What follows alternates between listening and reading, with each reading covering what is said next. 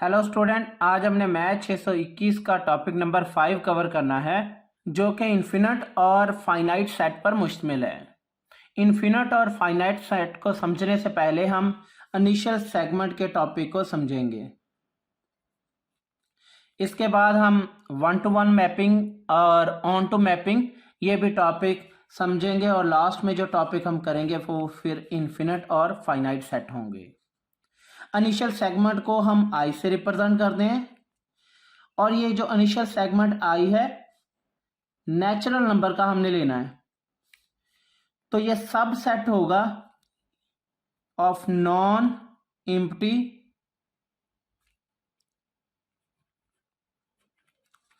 Of natural number. यानी initial segment जो है ये हमने नेचुरल नंबर का लिया है और ये नेचुरल नंबर का जो है ये सब सेट होगा और नॉन एम्प्टी होगा, तो इसको हम कहते हैं इनिशियल सेगमेंट। इसको आप एग्जाम्पल की मदद से समझेंगे। इसकी जो प्रॉपर्टीज होती हैं, मसलन यहाँ पर मैं नंबर ले लेता हूँ 1 2 3 अप टू 10 तक। ये हमारे पास एक नेचुरल नंबर है और नेचुरल नंबर 1 से शुरू होते हैं और 10 तक जाते हैं। ये सारे के सारे एलिमेंट जो हैं ये m है। जो लास्ट वाला एलिमेंट होगा उसको हम n का नाम देंगे। तो n जो है ये बिलोंग कर रहा है i को, यानी इनिशियल सेगमेंट है। इसी तरह m के जो है वो सारे के सारे एलिमेंट नेचुरल नंबर के सबसेट हैं, तो इसका मतलब है m भी बिलोंग कर रहा है i को। 10 भी नेचुरल नंबर में इसलिए n भी बिलोंग कर रहा है i को। ये तमाम एलिमेंट मौजूद हैं इसलिए m भी बिलोंग कर रहा है i को। तो मैं लिखूंगा n जो है ये हमेशा ग्रेटर देन होगा m से या m के इक्वल होगा। यहाँ पर हम देख सकते हैं ये 10 जो है और m, 10 पर m और n की वैल्यू सेम हो जाती है, लेकिन n की वैल्यू 10 है, तो इसका मतलब है ये तमाम वैल्यूज जो हैं यानी 1 2 3 4 5 6 7 तमाम जो हैं वो n से छोटे हैं, इसलिए m जो है वो लेस देन भी होगा और इक्वल भी होगा n के। यहाँ पर कुछ एग्जाम्पल दी गई हैं, इन एग्जाम्पल को समझते हैं। पहले एग्जाम्पल है कि हमारे पास नंबर जा रहे हैं 1 2 3 so on 20 तक। अब जो लास्ट एलिमेंट है वो हमारे पास 20 है, तो इस इनिशियल सेगमेंट की जो टोटल वैल्यूज होगी वो 20 होगी, क्योंकि यहाँ पर हमने आई एन से रिप्रेजेंट लास्ट सेगमेंट को हमने रिप्रेजेंट करना होता है। तो लास्ट सेगमेंट जो है वो हमारे पास कहलाता है इनिशियल सेगमेंट। इसी तरह अगर मैं नेक्स्ट देखूं, नेक्स्ट एग्जांपल है 1 2 3 सो ऑन n, तो लास्ट जो है वो मेरे पास n है, तो मैं आई एन लिखूंगा। नेक्स्ट है 2 3 4 6 8 10। अगर आप इस नंबरों को देखें तो ये नेचुरल सेट नहीं है, ये इवन सेट है, इसलिए ये इनिशियल सेगमेंट नहीं है। इसके लिए पहले नेचुरल नंबर होना ज़रूरी है, यानी 1 भी हो 2 भी हो, 2 है लेकिन 3 नहीं है, 4 है लेकिन 5 नहीं है, इसलिए ये इनिशियल सेगमेंट नहीं है। इनिशियल सेगमेंट के लिए 2 कंडीशन होना ज़रूरी है, एक वो नेचुरल नंबर हो और दूसरा वो नॉन एम्प्टी हो। अब हम इसको एक प्रोपोजिशन की मदद से समझते हैं जिसका आगे हम प्रूव भी करेंगे। आई जो है वो एक इनिशियल सेगमेंट है नेचुरल नंबर का, यानी हमें पता है कि आई क्या है, ये नेचुरल नंबर पर मुश्तमिल है, तो आई और एन जो है ये इक्वल होंगे, या फिर एन जो छोटा है ये बिलोंग कर रहा है नेचुरल नंबर को, और एन हम पहले भी लिख चुके हैं कि ये लास्ट वाला एलिमेंट होता है। जैसे अभी आप जो है वो 20 देख चुके हैं, ये आई 20 है, ये आई एन है लास्ट वाला एलिमेंट।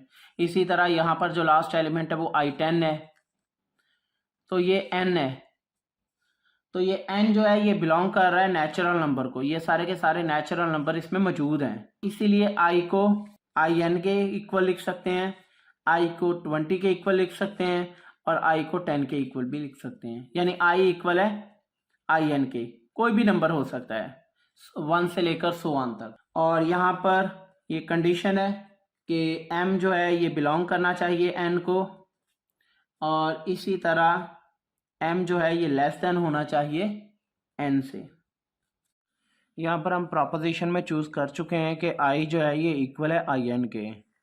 तो अब हम इसको प्रूव करेंगे कि आई जो है ये इक्वल है आई एन के।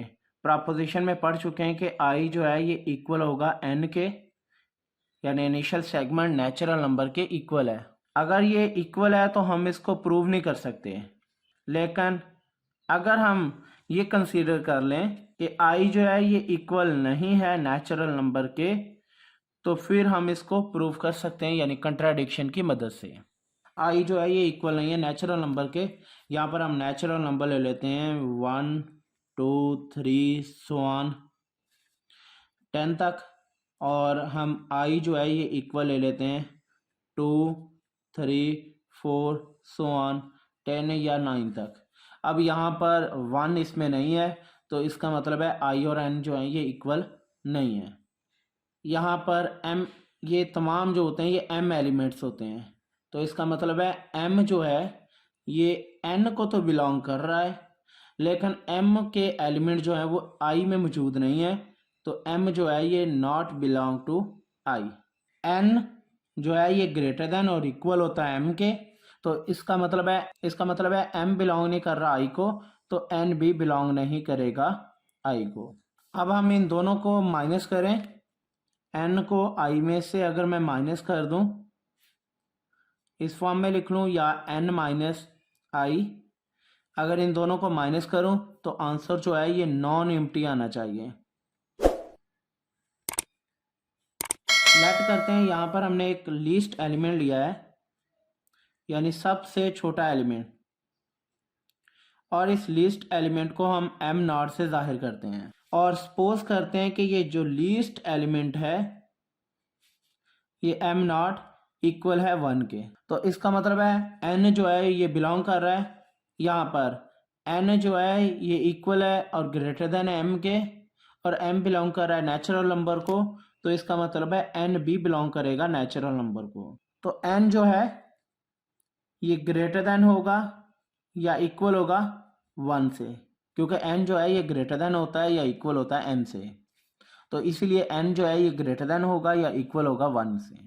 तो यहाँ पर हमने एम नॉट जो है लीस्ट एलिमेंट कंसीडर किया हुआ है, तो अगर हम इस आई, ये आई भी स्टार्ट हो रहा है 1 से, क्योंकि लीस्ट एलिमेंट हमने आई 1 कंसीडर किया है, तो एन को आई में से अगर मैं माइनस कर दूं, ये 1 2 3 सो ऑन 10 तक है, एन जो है वो ग्रेटर देन और इक्वल है 1 के, तो एन को अगर, क्योंकि हमने लीस्ट एलिमेंट जो कंसीडर किया है वो 1 है, तो इसका मतलब है अगर मैं एन की वैल्यूज पुट करूं 1 2 3 सो ऑन 10 माइनस, क्योंकि एम 1 से स्टार्ट हो रहा है, लीस्ट एलिमेंट 1 है, तो हम आई को भी 1 से स्टार्ट करेंगे 1 2 3 सो ऑन 10। तो अगर इनको मैं माइनस करूं तो जो आंसर है वो एक एम्प्टी सेट आ जाएगा। और इनिशियल सेगमेंट की डेफिनेशन में हम पढ़ चुके हैं कि ये हमेशा नॉन एम्प्टी होता है, ये कभी भी एम्प्टी नहीं होगा, इसलिए हम m जो है वो कभी भी इक्वल नहीं पुट करेंगे 1 के। तो m को हम ग्रेटर देन 1 ही लिखेंगे, हम इक्वल 1 नहीं लिखेंगे, क्योंकि इसकी वजह से आंसर हमारा एम्प्टी आ जाता है, और इनिशियल सेगमेंट की डेफिनेशन में एम्प्टी सबसेट नहीं होता कभी भी।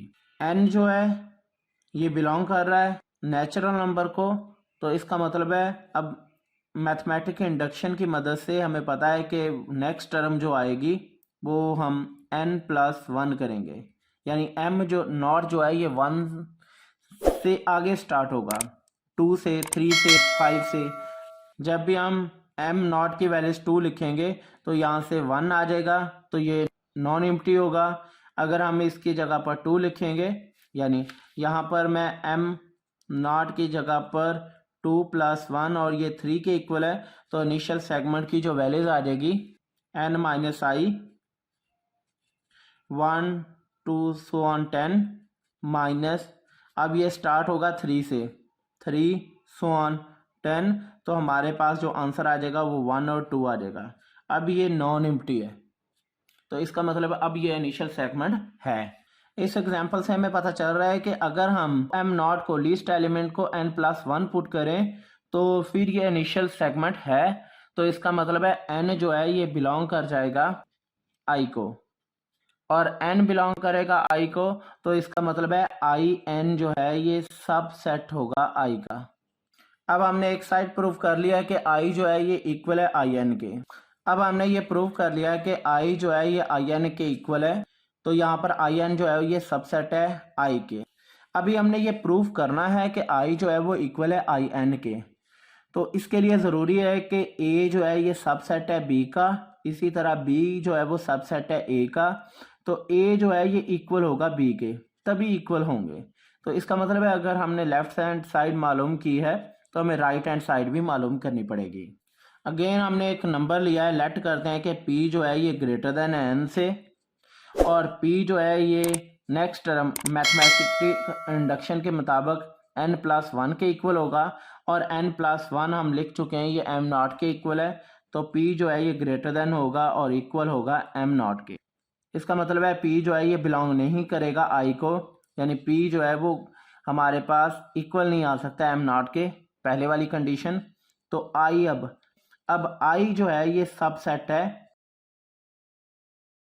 पहले आई एन जो है सबसेट था आई का, अब आई जो है वो सबसेट है आई एन का। तो हम प्रूफ कर चुके हैं कि ए सबसेट है बी का, बी सबसेट है ए का, तो ए इक्वल होगा बी के।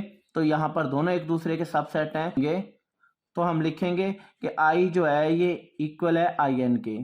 तो ये प्रोपोजिशन हमारी प्रूफ हो चुकी है कि आई जो है ये इक्वल होता है आई एन के। प्रूफ करने के बाद हम मैपिंग को देखेंगे जो कि 1 to 1 है और ऑन टू है।